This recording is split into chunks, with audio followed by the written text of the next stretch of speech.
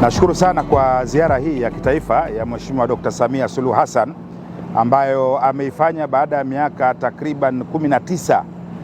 Ziara ya mwisho ilifanyika na Mheshimiwa Rais Jakaya Mrisho Kikwete katika nchi hii, na baada ya hapo hakukuwa kuna ziara mpaka hivi sasa. Kwa hiyo yeye anakuja baada ya miaka 19. Wenzetu wao mara ya mwisho ilikuwa miaka 47 iliyopita walifanya ziara hiyo, ambapo wengi miongoni mwa population ya Tanzania walikuwa hawakuzaliwa bado.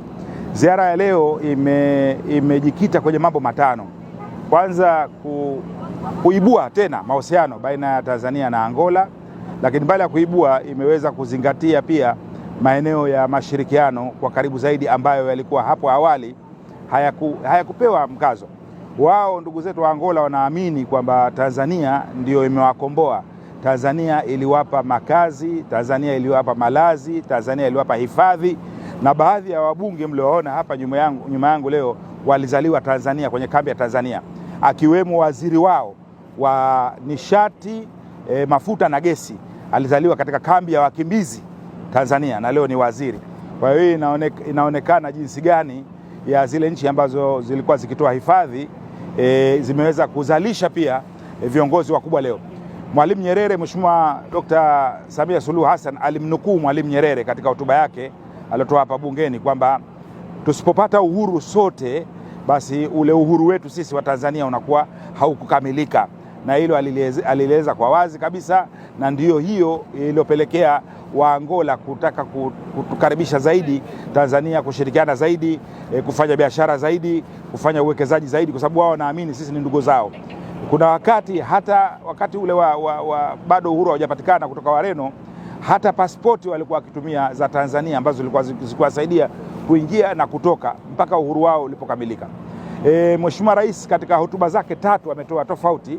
Ametoa hotuba ya kwanza wakati anazungumza na Mheshimiwa Rais Lorenzo, mwenyeji wake katika ikulu ya Angola, akizungumza na sisi mawaziri, ameeleza mambo makuu 5 ambayo atashirikiana nayo kwa upande wa Angola, na tumeshapewa maagizo mawaziri na makatibu wote tulikuwa pamoja pale na wenzetu wengine tuende kuwajulisha hayo mambo 5 yanatakiwa yaanze mara moja. La pili, ametoa hotuba yake ya pili wakati wa chakula cha mchana mbele ya waandishi wa habari wote walioalikwa kabla ya chakula cha mchana, ambapo pia alirudia mambo hayo, na humu bungeni katika kupewa nafasi na heshima ya kipekee kama mwanamke wa kwanza kulihutubia bunge akiwa rais, akiwa kiongozi katika historia ya bunge hili la Angola ambalo mwaka huu linatimiza miaka 50 mnamo mwezi Novemba.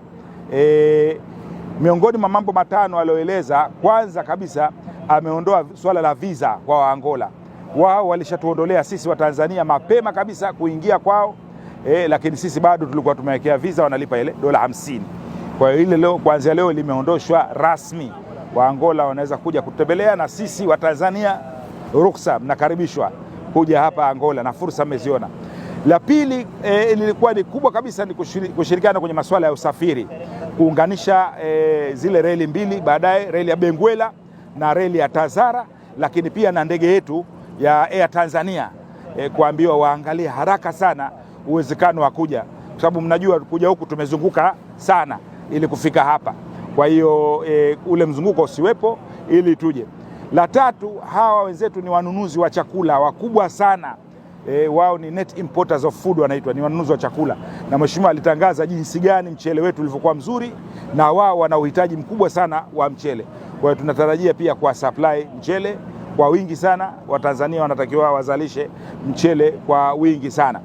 Jengine tumejikita, Mheshimiwa ametuambia sisi, ametupa maagizo kwenye eneo la wauguzi na sekta ya afya.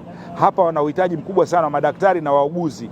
Kwa hiyo tumeambiwa, tumepewa kazi, mimi na waziri mwenzangu wa mambo ya nje, tuanze kulifanyia kazi la fursa za ajira kwa wauguzi kuja huku kuweza kupata ajira na kuweza kusaidia pia kufundisha na kadhalika, na wao kuja kule kujifunza.